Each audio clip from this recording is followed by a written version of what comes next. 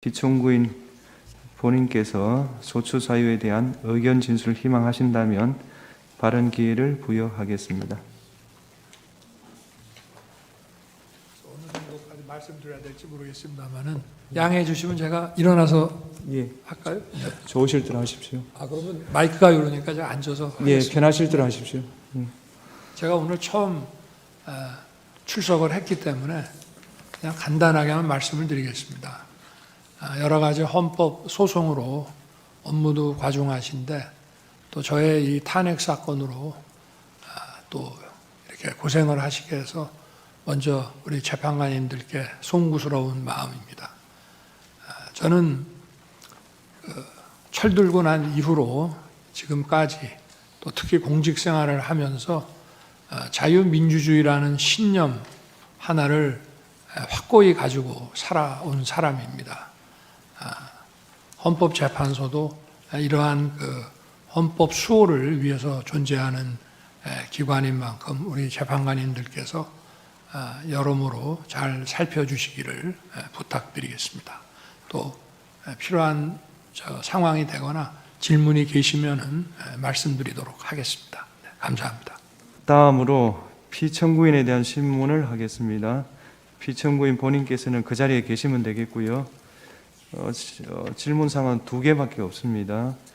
피청구인에게 진술 거부권을 고지해 드립니다. 질문 전체에 대해서 또는 개개의 질문에 대해서 진술을 거부할 수 있습니다. 오늘 피청구인 신문이 예정돼 있지 않았던 상황으로 알고 있는데요. 제가 지난밤에 오늘 발언 기회를 줄 수 있느냐 협의할 때 분명히 말씀드렸습니다. 재판장께서 하시면은 제가 2가지만 아는 대로 묻겠습니다. 말씀을 드리겠습니다. 네. 첫 번째 질문은 국가 비상 입법기구 관련 예산을 편성하라는 쪽지를 기획재정부 장관에게 준 적이 있으십니까? 저는 이걸 준 적도 없고, 그리고 나중에 이런 계엄을 해제한 후에 한참 있다가 언론에 이런 메모가 나왔다는 것을 기사에서 봤습니다. 근데 그 기사 내용도 조금 부정확하고, 그러면은 이거를 만들 수 있는 사람은 국방장관밖에 없는데, 국방장관이 그때 이제 구속이 돼 있어서 구체적으로 확인을 못했습니다. 그런데 그 내용을 보면 좀 내용 자체가 좀 서로 좀 모순되는 것 같기도 하고, 그런데 하여튼 그 부분에 대해서는 그렇습니다. 자세하게 또 물어보시면은 제가 아는 대로 답변을 드리겠습니다. 예. 2번째 질문, 마지막 질문 드리겠습니다. 본인께서는 이진우 수방사령관, 곽종건 특전사령관에게 계엄 선포 후 계엄 해제 결의를 위해 국회에 모인 국회의원들을 끌어내라고 지시한 적이 있으십니까? 없습니다. 네. 그러면 마치겠습니다. 오늘 변론은 이것으로 마치고 양측 대리인께서 추가로 하시고 싶은 말씀이 있으십니까? 우선 청구인 대리인 있으십니까? 네.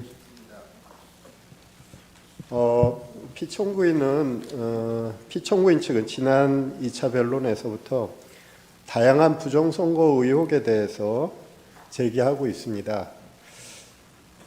그리고 어제 오늘 선거 부정 논리를 뒷받침하는 다수의 증거와 증인도 신청했습니다.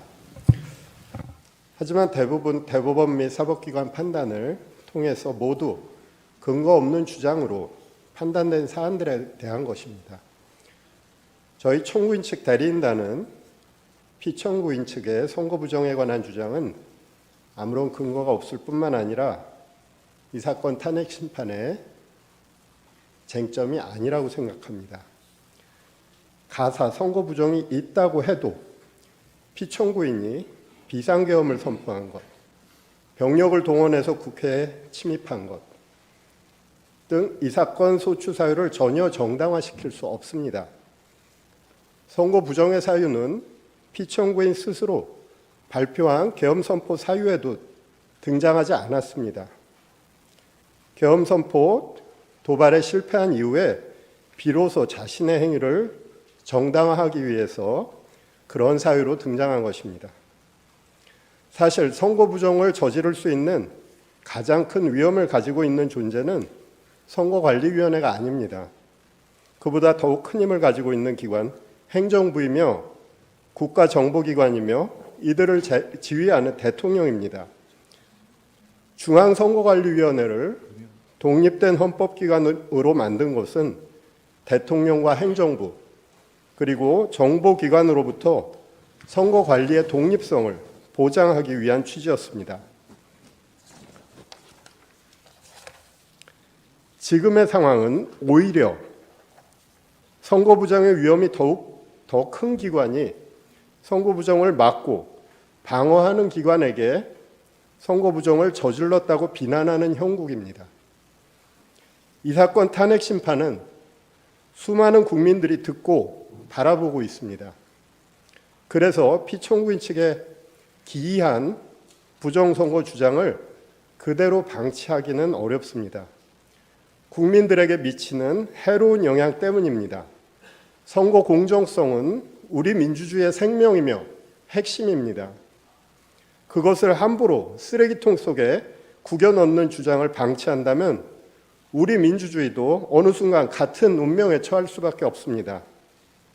우리 대한민국의 민주주의 헌정 질서를 보호할 필요가 있는 것입니다. 사람이 가득 찬 극장 안에서 불이야라고 소리치면 수많은 사람을 해칠 수 있습니다. 현재 대한민국의 국가적 혼란 속에서 선거 부정의 음모론은 우리 공동체 자체를 파괴할 수 있습니다. 최근 서울 서부지방법원에서 발생한 폭도들의 만행은 이와 유사한 무책임한 주장들이 초래한 결과라고 할 것입니다. 존경하는 재판장님, 재판관님, 선거 부정론은 사법부와 검찰의 판단까지도 믿지 못하며 객관성이 없는 무리한 의혹을 제기하는 집단의 일방적 주장입니다. 이 사건 탄핵 심판의 쟁점이 아닐 뿐만 아니라 탄핵 심판 이후 오랫동안 대한민국 민주주의를 해칠 수 있는 무책임한 주장입니다. 더 이상 선거 부정의 의혹 제기 그리고 그와 관련한 증거 신청은 적절하게 제한해 주실 것을 요청드립니다. 이상입니다. 피청구인 측 하시고 싶은 말씀 있으십니까? 예. 탄핵 재판이라는 게 형사 소송 절차 준해서 하는 것이고 또 제가 지금 직무 정지된 상태이기 때문에 어떤 영향력도 행사할 수 없습니다.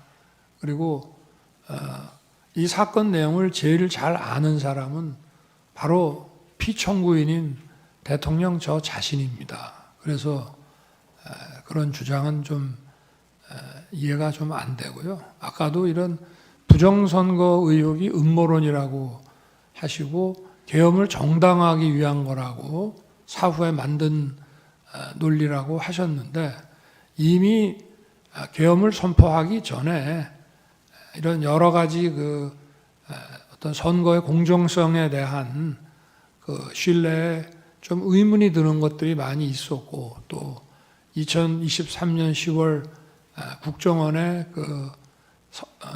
선관위 전산 장비의 아주 극히 일부를 점검한 결과 문제가 많이 있었기 때문에 부정선거 자체를 색출하라는 것이 아니라 선관위의 전산 시스템을 전반적으로 스크린할 수 있으면 해봐라. 어떤 장비들이 있고 어떤 시스템에 의해서 가동이 되는지 그런 것이기 때문에 저희가 무슨 선거가 전부 부정이어서 믿을 수 없다 하는 그런 음모론을 제기하는 것이 아니라 팩트를 확인하자는 그런 차원이었다는 점을 이해해 주시기 바랍니다. 네. 이상으로 예. 청구인 측에서 보여준 그 영상에 대해서 예. 제가 그냥 짧게 한 말씀만 예, 이해를 돕는 차원에서 네, 하십시오. 잘 봤습니다. 그런데 아까 그 군인들이 본청사에 진입을 했는데 저 직원들이 좀 저항을 하니까 스스로 이렇게 나오지 않습니까? 얼마든지 더 들어갈 수 있는데도 저게 이 점을 좀 국회의 의결을 방해했다는 얘기를 자꾸 그 소추인 측에서 또 지금 민주당에서 하고 있는데 저는 그런 말씀을 하나 드리고 싶습니다. 가사 그러면 12월 3일, 4일 그 밤에 그 내려진 의결을 군을 투입해서 방해했다고 한다면은 그럼 그걸로 이제 더 이상 계엄 해제 요구를 못하고 계엄이 쭉 그냥 가는 것이냐? 저는 그렇지 않다고 봅니다. 대한민국에서 국회와 언론은 대통령보다 훨씬 강한 초갑입니다. 만약에 제가 무리를 해서 계엄 해제 요구 의결을 못하게 한다 해서 국회 아니라 다른 장소에서도 할 수 있고 그 이후에 얼마든지 계엄 해제 요구를 할 수가 있습니다.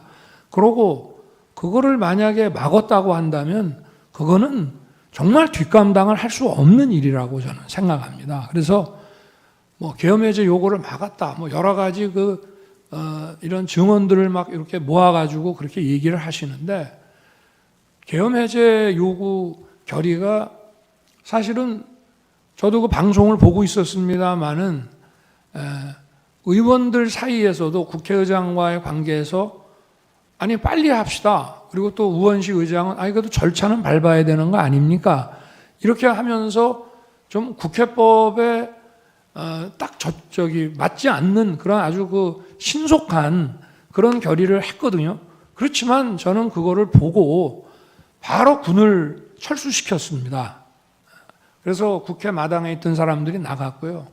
그리고 아까 뭐 국회의장 공관 옆에 군인들이 지나가면서 마치 뭐 국회의장을 새벽 2시에 뭐 체포할 것처럼 그게 아마 제가 볼 때는 퇴각하는 과정에서 일어난 일이 아닌가 싶고요.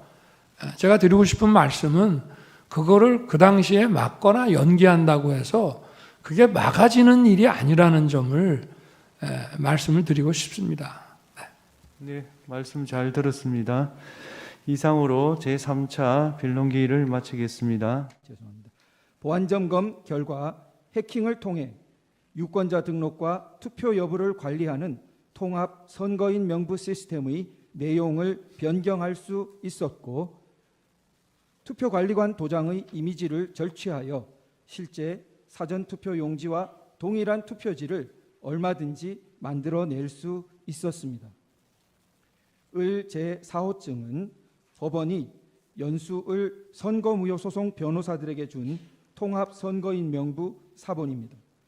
이 사본에는 선거인의 성명과 주소가 삭제되어 명부상의 투표자가 실제로 투표했는지 여부를 전혀 확인 검증할 수 없도록 되어 있습니다.